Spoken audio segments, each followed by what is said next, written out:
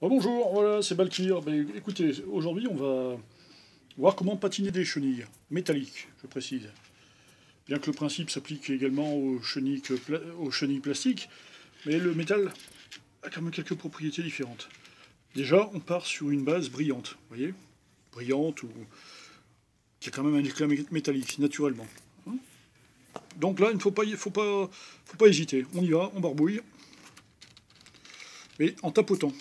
C'est important pour que justement, donc là c'est une peinture acrylique noire, tout ce qu'il y a de plus basique. Hein. Et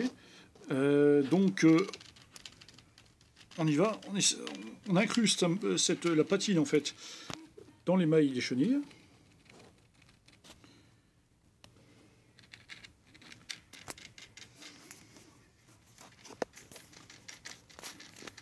Voilà. Alors on peut prendre notre temps. Là, l'idéal c'est de faire un côté, vous voyez, un côté et ensuite seulement d'essuyer, de sorte que ça sèche un peu.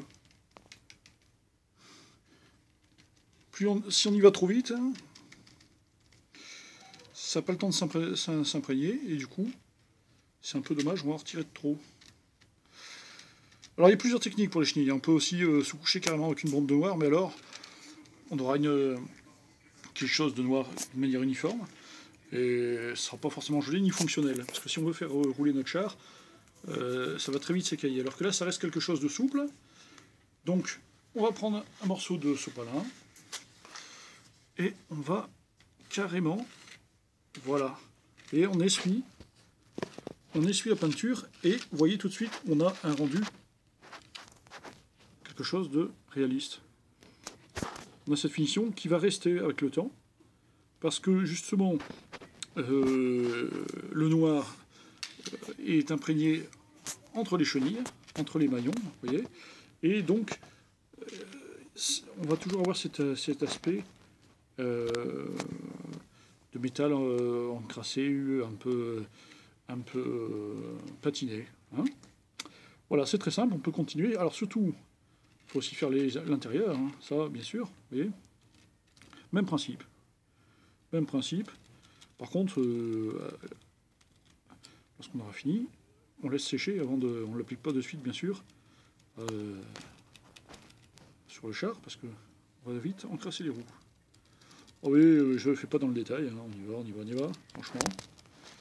Et toujours tapoter hein, avec ce pinceau, ce type de pinceau. Hein. C'est pas de la peinture à proprement parler, c'est.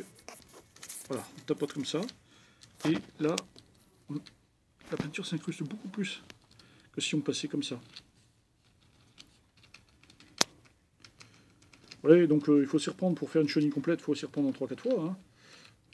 Voilà, hein, histoire de faire tous les côtés. Et après, il y a la tranche aussi à faire. Mais ça nous assure dans le temps, on en garde une chenille fonctionnelle. Et malgré tout, avec une finition qui est assez sympa. Un peu comme les chenilles que faisait Vérem, hein, qui étaient donc des chenilles solido, mais patinées déjà avec un. Alors je ne sais pas si c'est du chrome ou bien quoi, qui était déjà teinté. Là, c'est pas teinté, mais ça donne un aspect à peu près identique. Hein. Et ça, on peut le faire sur les chenilles des dernières éditions des chars solido. Alors sur du plastique, on fera peut-être un petit peu différemment quand même. On partira d'une base blanche, parce que je préconise quand même une base blanche sur une maquette. Hein, et donc on passera tout en noir. On peut l'user également, mais mieux vaut à la limite un brossage à sec après sur une base noire, une peinture comme du. Par exemple, on va citer du ball gun metal de chez Citadel. Hein. C'est plus facile de procéder ainsi. Là, le métal, on a déjà le brillant qui est en dessous, qui ne manque qu'à ressortir en fait. C'est beaucoup plus facile. Vous voyez? Tout de suite, ça donne un aspect sympa. Et beaucoup plus réaliste que les chenilles solido chromées comme ça, qui pètent trop. Quoi, hein. Voilà. On se reverra bientôt pour la finition justement du Sharp PZ4. Vous voyez? Là, on a continué sur la patine.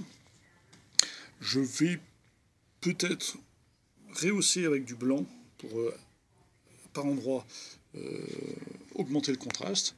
Je vais voir un peu comment ça se présente pour la fin. Vous voyez, bon, c'est pas un aspect reluisant comme ça de prime abord, hein, quand c'est une étape intermédiaire comme le patinage, on se dit oh là, où s'en va-t-on? Mais vous verrez, une fois terminé, ça va être très sympa.